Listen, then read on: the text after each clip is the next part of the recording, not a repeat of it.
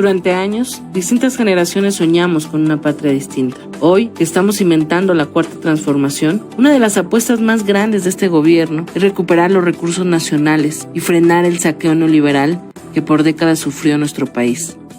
La política energética que impulsa nuestro movimiento busca que México produzca toda la gasolina que consume. Se modernizan las 6 refinerías existentes, se cuenta con una refinería adicional en Estados Unidos y se construye uno de los proyectos más importantes de nuestro país después de 40 años.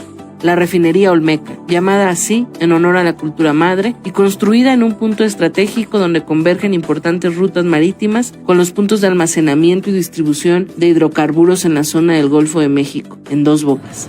Me da mucho gusto estar aquí con ustedes, les felicito y hay que seguir trabajando día y noche para cumplir y que, como acordamos, en 3 años estemos inaugurando esta nueva refinería. Hace algunos días tuvimos la fortuna de asistir a las instalaciones y en compañía de nuestra secretaria de Energía, Rocío Nale, atestiguar el incansable trabajo de miles de mexicanas y mexicanos que día y noche, bajo la lluvia o el sol intenso de la región, diseñan, planean y construyen la refinería más importante y eficiente en la historia de México. Sin duda, esta colosal obra es motivo de orgullo y entusiasmo para las y los trabajadores, pues representa entregar al país entero un pilar de su soberanía y de su bienestar.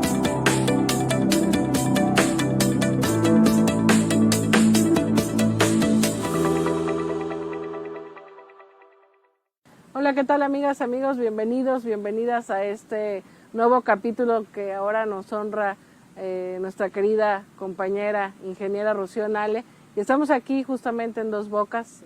Hicimos un recorrido prácticamente durante varias horas aquí con Rocío, conociendo cómo ha avanzado que es uno de los grandes proyectos de infraestructura, de las grandes apuestas de la Cuarta Transformación. Rocío, agradecerte por recibirnos, tu amabilidad, tu tiempo y como mexicana incluso tu trabajo, porque creo que después de ver no hemos dimensionado la grandeza de este proyecto y la entrega con la que durante prácticamente más de 3 años has estado aquí. Entonces, bueno, pues agradecerte y pues este espacio es justamente para que nuestra militancia conozca, escuche los avances que se han tenido y pueda también compartirlos y difundirlos, ¿no? No, pues al contrario, un gusto recibirte a ti y a todos. Este es un proyecto de todos los mexicanos, de todos. Y el trabajo que el presidente López Obrador nos encomendó a los ingenieros de Pemex, a los ingenieros del IMP, a la gente de la Secretaría de Energía que estamos aquí, que es un trabajo diario muy fuerte, muy intenso, en una obra muy compleja, que tiene demasiada ingeniería, que tiene muchísimos equipos mecánicos, muchísima infraestructura. Pero es nuevamente apostarle a lo que podemos hacer los mexicanos, a una infraestructura que necesitamos los mexicanos, porque eso es lo más importante, una infraestructura que se necesita. Hoy México vive de 6 refinerías, o nos sostenemos en nuestro mercado interno con 6 refinerías que se construyeron desde hace décadas. La última refinería tiene más de 40 años que se construyó. Y todavía esa infraestructura pues nos sigue aportando combustibles a los mexicanos. Y hoy el presidente en la política energética dice, vamos a hacer una nueva refinería, vamos a obtener mayor valor agregado a nuestro petróleo, vamos a ir hacia la autosuficiencia, vamos a dejar de vender las naranjas y comprar el jugo. Entonces en eso hemos estado trabajando pues estos 3 años, pues con todo el personal, con todos los técnicos mexicanos, que eso es muy importante. Además eso es muy importante hablar de ello, ¿no? Digo, me gustaría dejar hacia el cierre Dos Bocas. Quisiera iniciar un poco, pues yo creo que hay una nueva generación que quizás no conozca la lucha, creen que, o pudieran pensar que somos generación espontánea, ¿no? Pero tú fuiste la primera coordinadora del grupo parlamentario, del primer grupo parlamentario de Morena en la Cámara de Diputados. Porque nuestras refinerías están subutilizadas. Nos dicen que no hay dinero, 5,000, 10,000 millones de dólares, pero sí hay 30,000, 40,000 millones de dólares para comprar gasolinas del exterior. Es una vergüenza. Nos tocó ser oposición en esa ocasión y yo diría que una de las principales luchas de nuestro movimiento ha sido la defensa de la soberanía energética, la concepción que tiene el hoy presidente de la República en términos de pensarla como una palanca de desarrollo. Entonces, bueno, preguntarte además de Dos Bocas, ¿cuáles serían los elementos desde tu óptica más relevantes del cambio en la política energética? Es decir, venimos de una política del saqueo en el neoliberalismo. Aprobado en lo general por mayoría calificada. Es mayoría calificada, el presidente. Proyecto de decreto que reforma y adiciona diversas disposiciones de la Constitución Política de los Estados Unidos Mexicanos en materia energética. A partir de esta reforma del presidente Enrique Peña Nieto. Emilio Lozoya, director de Pemex, gracias por venir. Muchas gracias, Muy Carlos. buenos días. Hoy se están recuperando refinerías hidroeléctricas, se construye Dos Bocas, además a paso acelerado después de ver lo que se ha avanzado. Tenemos en la puerta una reforma eléctrica, tú además eres especialista en el tema. ¿Cuáles son los elementos más relevantes que tú dirías en el contraste entre la política neoliberal y esta nueva construcción de patria? Porque eso apenas inicia, es empujar hacia adelante. El cambio fue un cambio radical en la política energética porque hay áreas estratégicas que el Estado no puede soltar. Y no nada más es México. Cualquier país tiene áreas estratégicas. Área de salud, área energética, área social, etcétera. Nosotros desde un principio dijimos, somos un país muy afortunado, tenemos recursos naturales, tenemos petróleo, tenemos gente preparada, tenemos todo para ser autosuficientes. Y esto en gobiernos pasados, el cambio era todo al mercado, todo a privados. Y que sea el mercado y los privados los que dictaminen una política energética y que sea el mercado el que determine precios y determine todo. Por ejemplo, España así lo hizo. España se deshizo de sus empresas, del Estado. No contábamos nadie que iba a venir una pandemia como la que estamos pasando. Y todos los países del mundo, todo lo primero que hicieron fue resguardar su sector de energía y su sector de salud. Empezaron a decir cómo voy a hacer para tener ventiladores, cómo le voy a hacer para tener vacunas, cómo voy a tener hospitales para atender a los pacientes, y para todo eso se necesita electricidad. La electricidad en algunos países empezó a disparar, el mundo se paralizó, y cuando el mundo se paralizó, bajó la producción de gasolinas, de turbocina, de diésel, porque no había movilidad. Una empresa privada dice, bueno, yo apago y yo cierro y punto. Y una empresa pública dice, a ver, ¿cómo voy a mantener mis inventarios? ¿Cómo voy a enfrentar precios altos o precios bajos? Y esa parte el Estado la debe de controlar. ¿Por qué? Porque eso se te refleja en los precios inmediatos a los mexicanos, en nuestro caso. Entonces, por ejemplo, ves una Europa, el ejemplo de España, Italia, Alemania, que traen unas tarifas de electricidad 3 veces, 4 veces más altas que las de México. O ves que en Estados Unidos, no voy a ir tan lejos, en Estados Unidos semanas atrás la gasolina estuvo más cara que la de nosotros. ¿Por qué? Porque nosotros, cuando hay un Estado y dice hay un IEPS, un impuesto, y en lugar de que ese impuesto se quede en Hacienda, voy a utilizar ese impuesto para amortiguar el precio y que no suba la gasolina. Entonces eso lo hace un Estado consciente en un momento de pandemia tan fuerte donde los ciudadanos pues queremos tener condiciones estables de vida. Con todo lo que ha estado pasando, el sector energético juega un papel primordial, y el tener infraestructura, el tener soberanía, autosuficiencia, pues eso te da una seguridad para este o cualquier gobierno que esté.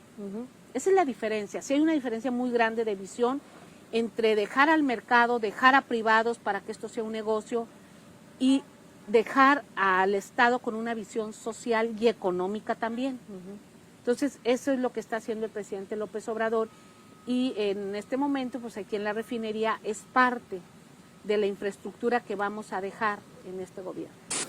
Mi nombre es Gabriela Castro Castillo, soy ingeniero y estoy a cargo del laboratorio de la refinería de Dos Bocas. Mi encargo aquí principalmente es revisar la construcción y las especificaciones técnicas que se requieren para darle servicio al arranque y puesta en marcha de la refinería. Trabajar en este proyecto significa mucho para mí porque es una oportunidad para desarrollarme como profesionista. Es un gran reto. Esto implica un gran esfuerzo y dedicación para lograr los resultados que el país espera de este gran proyecto, siendo una actividad que por mucho tiempo ha sido realizada únicamente por hombres. O sea, eso sería ya como mi orgullo ser una de las pocas mujeres en este proyecto. Estoy segura que las mujeres podemos desempeñar un gran trabajo en la industria petrolera. Haciendo memoria, y para dejarlo claro, la lucha por la defensa de la soberanía nacional ha sido larga. Como oposición, desde hace años, hemos venido alzando la voz contra el entreguismo, contra los que traicionan y lastiman a la patria. El cual se extingue luz y fuerza del centro. Desde el intento privatizador de los últimos gobiernos neoliberales. Nosotros privatizamos los bancos, la compañía telefónica, las líneas aéreas, la siderurgia, las minas. Estamos ahora procediendo a privatizar los puertos, los aeropuertos. Hasta la reforma del 2013, promovida por Enrique Peña Nieto y aprobada mediante moches y sobornos. Gracias a la reforma, aumentaremos la producción de petróleo y gas. Con la misma convicción con la que aprobamos esta reforma, con esa misma convicción hoy debemos todos decir: nada en secreto, nada turbio. Con el único objetivo de concretar intereses políticos y económicos, nunca por el bien de la nación que ha demandado justicia históricamente. Hoy lo sabemos y confirmamos lo que sostenía nuestro presidente en aquel entonces. Saquearon las empresas del Estado, hicieron todo lo posible por desmantelarlas, entregaron nuestros recursos al mejor postor e hicieron negocios sucios en todos o en casi todos los ámbitos de la administración pública, siendo el sector energético uno de los más corrompidos y afectados. Es como si hubiese renunciado el Estado en los momentos neoliberales a atender uno de los sectores, que no es cualquier sector, es el sector energético, estratégico, es un tema de seguridad nacional. Y por sí también contrasta a los secretarios que teníamos de energía. También es la primera secretaria de energía. No, soy la segunda mujer. ¿La segunda? Calderón tuvo una secretaria mujer, Georgina Kessel, claro, que era economista o es economista. Entonces yo soy la segunda mujer. Pero bueno, creo que otros secretarios se dedicaron más bien a hacer negocios, a desmantelar las empresas del Estado que a fortalecerlas, ¿no? Sí, definitivamente. Nosotros encontramos tanto a Pemex como CFE en una situación muy difícil. El gobierno está apoyando a las dos empresas. Desde la Secretaría de Energía, yo soy la presidenta de los dos consejos, y es ayudar a Pemex, ayudar a la CFE, y que los privados entren en un equilibrio, porque tampoco se trata de decir tú eres privado y vete de aquí. No, pero es en un equilibrio. No es la tajada que tú querías llevarte, no es el gran negocio que tú querías, ¿no? Porque ese gran negocio y esa tajada dependemos 126 millones de personas. Todos consumimos electricidad, todos nos movemos con gasolina. El producto del campo al mercado se mueve con gasolina. Entonces es un sector estratégico y el presidente López Obrador ha sido en su política muy directo, pero no de ahora. Él ya trae desde 2006, que hizo el primer proyecto de nación. Defender el patrimonio nacional, no permitir que sigan vendiendo bienes nacionales, entregando el patrimonio a unos cuantos, y no permitir la privatización de la industria eléctrica y del petróleo. Hay quienes pueden estar pensando que son procesos distintos, que el aumento de la gasolina tiene que ver con las leyes del mercado, con la mano invisible del mercado. Pues no, es un negocio que se está fraguando desde el poder para beneficio de unos cuantos. fue muy constante en este sector y hoy pues es una realidad, lo estamos trabajando. Claro. Sí, que eso es lo que a mí me tiene muy emocionada porque o sea, yo creo que es la gran batalla de la Cuarta Transformación. O sea, el presidente ha apostado toda su lucha a llegar a este momento. Yo pensaba ahora que recorría contigo, pues de estar luchando en defensa del petróleo, el cerco al Senado cuando aprobaron esa reforma de Peña Nieto, y hoy ver realidad que se está construyendo otra refinería, que el presidente siempre lo dijo, ¿no? Así es. En su momento. Sí, así es, siempre lo dijo, estuvimos trabajando mucho tiempo en este proyecto. Imagínate que sean los ingenieros de Pemex, los ingenieros de proyectos de Pemex, los ingenieros de operación, nuestros recursos humanos capacitados que ahí tenemos, que sea el Instituto Mexicano del Petróleo, que llegaron casi a quitarle del presupuesto y a decirle, tú vende tu conocimiento y a ver cómo le haces si tú tienes que sacar dinero.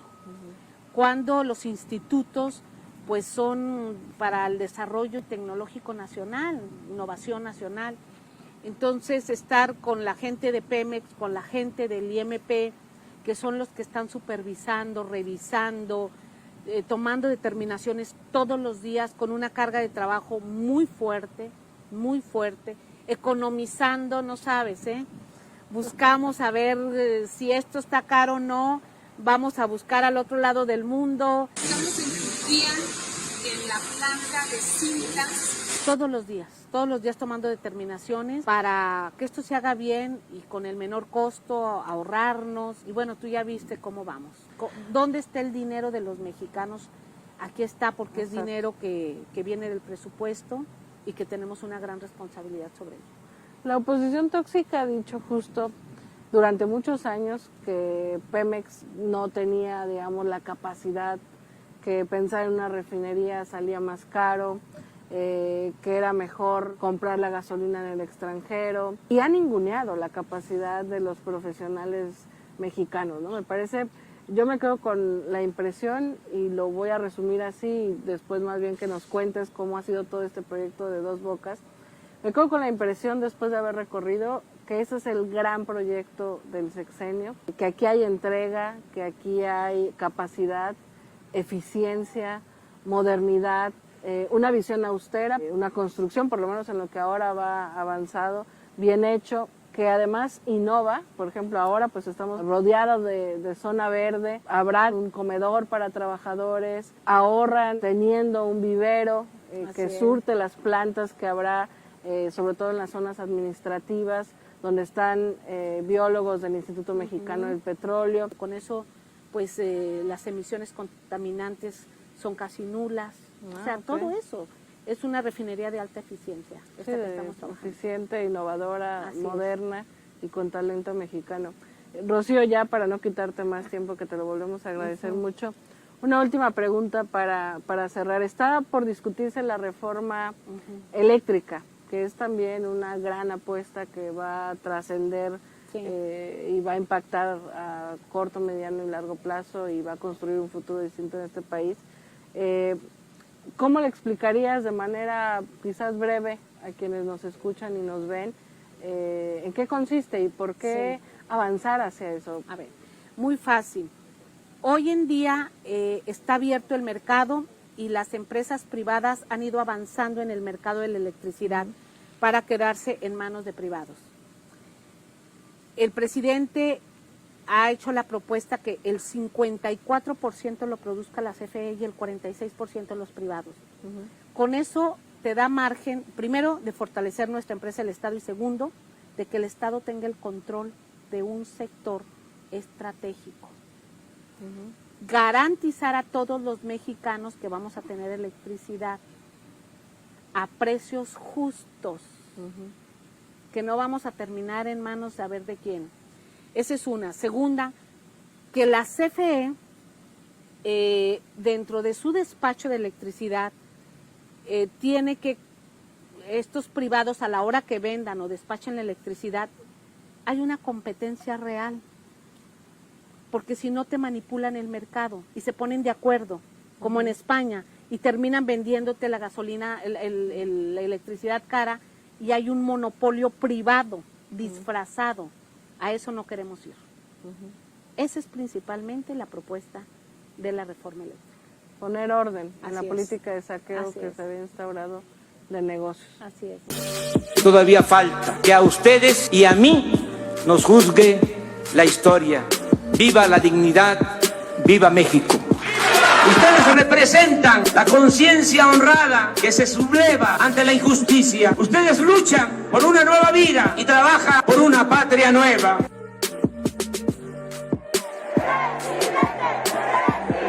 Por el bien de todos, primero los pobres.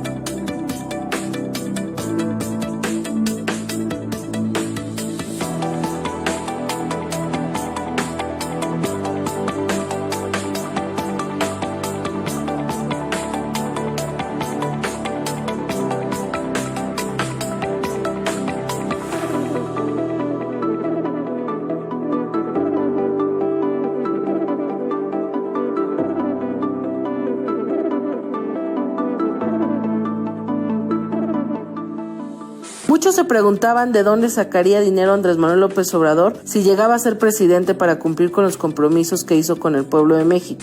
Con la conducta de López y de los que lo rodean, de dar y gastar decenas de miles y miles de millones de pesos. ¿De dónde va a salir eso? Dígame usted. No va a salir de parte alguna, porque no hay cómo sacar. No hay dinero. No va a haber dinero, salvo que se creen nuevos impuestos y o se contrate deuda. Y se va a subsanar. La respuesta es la misma, combatiendo la corrupción, la política del saqueo y los privilegios. La refinería Olmeca se está construyendo en tiempo récord y respetando el principio de austeridad. Fueron solo 3 años y en julio próximo comenzará sus operaciones. Sin duda, aquí se está haciendo historia, demostrando que cuando no hay corrupción, cuando hay buena voluntad, cuando vemos más allá de intereses mezquinos, cuando tomamos juntas y juntos las riendas del futuro de nuestro país y confiamos en el talento de nuestra gente, somos capaces de lograrlo todo.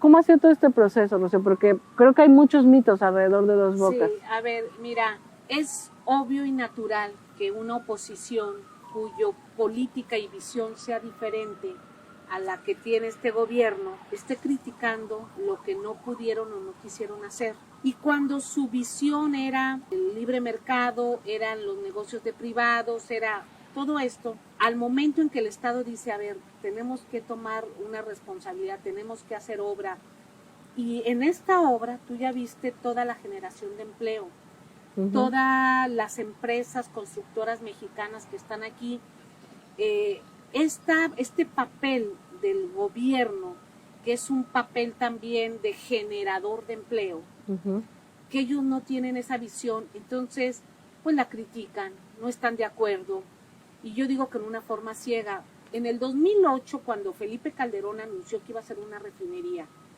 yo era de oposición, soy ingeniera petroquímica, y nosotros decíamos, hacen falta refinerías. El grupo de ingenieros de Pemex Constitución del 17, al cual yo pertenezco, le mandó una carta felicitándolo. Oiga, qué bueno que vas a una refinería. Claro. Y aquí están los ingenieros por si usted necesita algo, así más o menos decía la carta. No le hizo, ya no me voy a meter en eso. Hizo una barda. Exacto, pero ahora que nosotros dijimos, bueno, vamos a hacer la refinería, lo que encontramos son agresiones, son críticas sin sentido, porque si fueran con sentido, estoy de acuerdo, sin sentido, promoviendo intereses extranjeros o intereses privados. A los 2 años de la administración de Felipe Calderón, el entonces director de Pemex, Jesús Reyes Heroles, anunció con bombo y platillo que se construiría una nueva refinería en Atitalaquia, Hidalgo. La obra prometía generar 32,000 empleos e impulsar el desarrollo de la zona. Por primera vez en más de 30 años, estamos impulsando la construcción de una nueva refinería en el país, la refinería Bicentenario, que estará precisamente aquí, en esta zona del estado de Hidalgo. Una buena noticia para Pemex, una buena noticia para todo México. El objetivo era producir 250,000 barriles al día y así reducir la importación de gasolina. La obra tardaría al menos 6 años de construcción y tendría una inversión mayor a los $9,000 millones. Año con año se autorizó en la Cámara de Diputados el presupuesto para esta refinería. Una buena noticia para todo México. Sin embargo, 7 años después, solo se concretó la construcción de un muro para cercar las 700 hectáreas donde se instalaría la obra. Después, nada pasó. Por cierto, recién ha anunciado nuestro presidente que buscará construir un hospital donde Calderón solo dejó una barda. Hay muchos intereses desde el momento en que en México se está consumiendo gasolina de importación. Claro. Deja de ser negocio para alguien. Entonces, ese es su papel, esa es su visión política, y yo la respeto y está bien, pero nosotros en el proyecto del presidente López Obrador, pues sabíamos lo que queríamos y lo estamos haciendo. Y el día de mañana, que termine el presidente, pues recibió 6 refinerías y va a dejar 8, incluyendo la de Deer Park. Se logra lo que se le dijo al pueblo, la gente votó por eso. Así es. O sea, México dijo, sí, me parece adecuado, y pues hoy lo estamos viendo aquí. Todos los días trabajamos, muy intenso. Ha sido un reto que asumieron primero, de veras, los ingenieros de Pemex. Asumieron el reto de licitar, de buscar, de reactivar la ingeniería, de reactivar la proveeduría, de salir al mundo, porque hemos ido a diferentes partes del mundo y hoy otra vez ya Pemex está en el mundo. Y cuando llegamos dicen, esta es para una refinería de Exxon, esta es para una refinería de Chevron, equipo es para una refinería de Saudi Aramco, etcétera. México no estaba. Pues hoy Dos Bocas es el proyecto de refinación más integral que está en el mundo, que está a una ejecución acelerada. Hay una refinería en África donde es una refinería muy grande. Ellos tienen 10 años construyendo porque han parado su obra 3 veces. Por dinero, por cambios de política, es de un privado. Entonces, hay varias refinerías en el mundo que se están construyendo en Asia. Nuevamente India dijo que va por más refinerías. Ellos tienen el parque vehicular de los más grandes del mundo. Entonces, cada país se organiza. Nosotros nos estamos organizando por un parque vehicular de 50 millones de autos que consumen gasolina. Y de acuerdo a la Agencia Internacional de Energía, a la propia OPEP y a organismos internacionales, la humanidad va a seguir consumiendo combustibles mínimo hasta el 2050. Claro, porque hay quienes dicen, ¿para qué unas refinerías? Como si mañana ya dejáramos de utilizar ahora, pues, gasolina. Sí, ¿no? Y tenemos proyección, la ley nos obliga a que la Secretaría de Energía cada año, el 30 de mayo a más tardar, tengo que reportar algo que se llama PRODECEN, que es el Programa de Desarrollo del Sistema Eléctrico Nacional, con una proyección a 10 años. Nosotros traemos una proyección para el 2034 de 3.4 millones de vehículos eléctricos. Y fuimos muy generosos, ojalá que sean más, pero hoy tenemos 50 millones de vehículos y que esta va a producir gasolina ultra bajo azufre, gasolina con mayor rendimiento, que se cuida todos los estándares internacionales. Es parte de lo que vamos a dejar. Entonces, pues, y es de todos los mexicanos. Nosotros hablamos como del movimiento, como de Cuarta Transformación, como del gobierno, pero el gobierno es de todos, de cualquier partido político, de cualquier afiliación partidista, de lo que sea, es de todos. es de todos, esta es una instalación de todos. Sí, se va a ver, va a impactar en la economía, hoy está impactando en miles de empleos, en la zona, por supuesto, que además es un proyecto del sureste. Sin duda creo que los resultados o el impacto económico, social, el fortalecimiento del Estado se va a ver a corto, mediano y largo plazo, pero por eso es que es importante presumirlo, Rocío, porque creo que es un proyecto que con tanto ruido que hay a veces en la oposición, quizás no le damos la dimensión necesaria a este proyecto de Dos Bocas, y yo ahí te diría, quizás contar como resaltar cosas, ¿no? El tema de cuántas empresas están involucradas, porque se dice que queremos nosotros afectar a los privados, no, pero necesitamos fortalecer el sector energético a mí me de nuestro gusta país. utilizar una palabra que es el norte construyendo en el sur. Las placas de acero, que son muchísimas, 90 tanques, todas las placas vienen de Monterrey.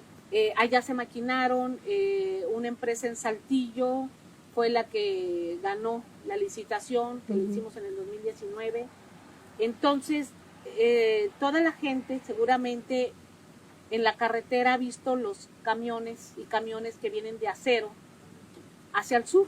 Todo eso viene del norte. Tengo aquí adentro 4 plantas cementeras. Aquí están produciendo el cemento. Cemex, que es de Monterrey. Holcim, que es de Monterrey, antes era Pasco, es ahora Holcim. La cementera Cruz Azul, cementera Moctezuma, están aquí adentro.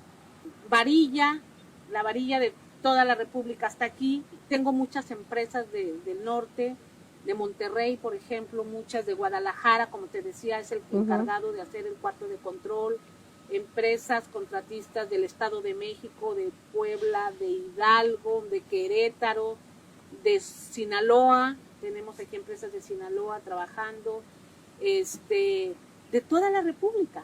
Trabajadores, adentro traemos 30,000 trabajadores más o menos en promedio, en forma directa. En forma indirecta traemos 140,000 trabajadores. Todos mexicanos. Todos, el 100% mexicanos. Samsung trae aproximadamente 120 ingenieros de Corea, y Techin, que es una empresa italo-argentina, trae aproximadamente 30 ingenieros extranjeros, pero todo lo demás somos mexicanos los que estamos construyendo. Icaflor, todos son mexicanos. Entonces, en tiempo de pandemia generamos empleo, proveeduría, no se paró la economía, y el dinero, gran parte se quedó aquí en México inyectado para mover la economía y al mismo tiempo que se iba construyendo.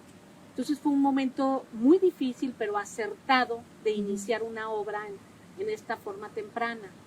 Y es una obra en el sur que ayuda a esta zona que estuvo deprimida por muchos años, pero que además aquí tenemos el insumo, tenemos el petróleo.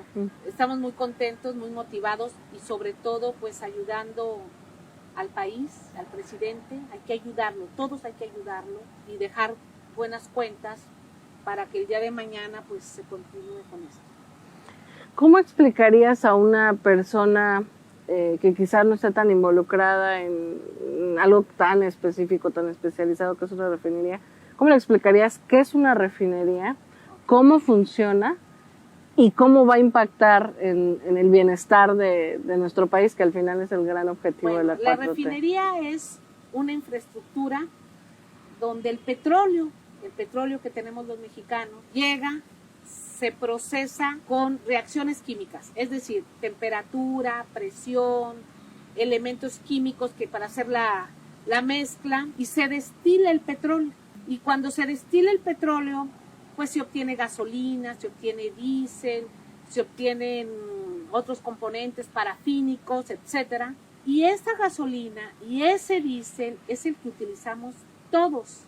Aquella persona que vive en una comunidad rural, voy a poner de ejemplo mi bello Veracruz, que vive en Zongolica y que tiene que bajar a Orizaba, pues la persona espera el autobús o la camioneta, y esa camioneta la baja a vender sus productos o lo que sea a Orizaba, pero ya utilizó la gasolina. O aquel campesino que tiene que sembrar sorgo, maíz, frijol, y qué tiene que utilizar el tractor? El tractor es diésel. Aquella persona que vive por Perisur y tiene que ir al centro a trabajar y se tiene que mover en su coche o se tiene que mover en un vehículo de servicio público, utiliza gasolina. Entonces, eso nos pega directamente. Las verduras que se tienen que mover todos los días de la ciudad de Puebla, que es cuando vemos de la comunidad de Puebla que bajan las verduras a la central de abasto, van las camionetitas todos los días. Bueno, esas camionetas utilizan gasolina. Y si la gasolina, el precio es alto, pues eso impacta en las verduras. Si mantenemos el precio de la gasolina estable, pues se mantiene el precio. Y todo eso nos dice cómo nos movemos, esa es la movilidad, cómo nos movemos en el mundo y cómo se refleja en la inflación. Entonces, los energéticos directamente inciden en la baja o en la alta inflación. Y hoy el presidente ha manejado muy bien la política energética, muy bien los precios, a pesar de que todo el mundo se dispararon, se disparó el precio del gas, como en México se ha mantenido. Se ha mantenido un precio estable para que eso no nos impacte más aún en la inflación y en el bolsillo de los mexicanos. Todavía falta que a ustedes y a mí nos juzgue la historia. ¡Viva la dignidad! ¡Viva México! Ustedes representan la conciencia honrada que se subleva ante la injusticia. Ustedes luchan por una nueva vida y trabajan por una patria nueva.